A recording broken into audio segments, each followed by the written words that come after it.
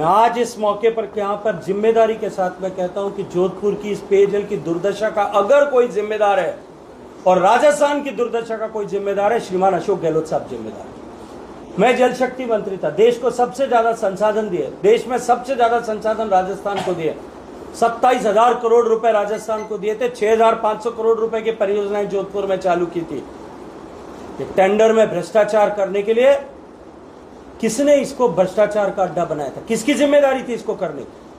वो दिन जोधपुर की जनता भूल गई है कि जनता को पानी लेने के लिए जो है वो खड्डे खोद करके पंप लगा करके पानी निकालना पड़ता था।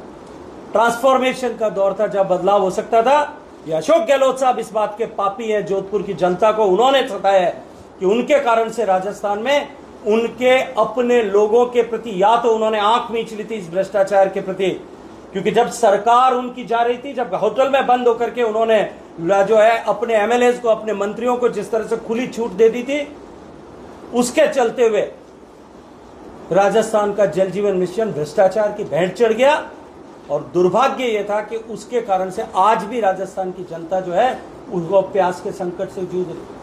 वो खड़े होकर के अलग अलग तरह की बातें कर, वो एक दिन मुझे लगता है एलिवेटेड रोड पर कुछ बात कर रहे थे। वो कह रहे थे कि मैंने एलिवेटेड रोड बनाने के लिए चिट्ठी लिखी थी।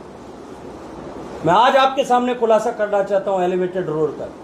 इस एलिवेटेड रोड को रोकने के लिए जितने तरह के षड्यंत्र हो सकते थे, ये सब अशोक गहलोत साहब ने किए थे। मैं प्रमाण सहित कह सकता हूं, प्रमाण सहित इस बात को कह सकता हूं कि इसको डिले किया जाए, इसको डिरेल किया जाए, इसको रोका जाए, उसके सब तरह के प्रयास किए थे।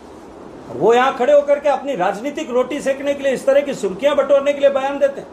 वो बयान देते हैं यहां खड़े होकर के कि मेरी सरकार गिराई जाती थी। एक प्रमाण वो देकर के दिखा दें। उनका ओएसडी लोकेश शर्मा कहता है कि सरकार गिराने का षड्यंत्र अगर किसी ने रचा तो अशोक गहलोत ने रचा था। खुद षड्यंत्र रचते हैं, खुद अपने विधायकों को परेशान करते हैं, उनकी वॉइस रिकॉर्डिंग करते हैं, दूसरों पर जिम्मेदार लांछन लगाते हैं, अपने गिरेबान में झांक करके देखते हैं। और अगर सही तरह से राजस्थान का भला करते तो 15 साल का अवसर जोधपुर ने दिया था। इस जोधपुर को अगर पीछे रखने का पाप किसी ने किया, अशोक गहलोत साहब ने किया। मैं आज इस मौके पर यहाँ पर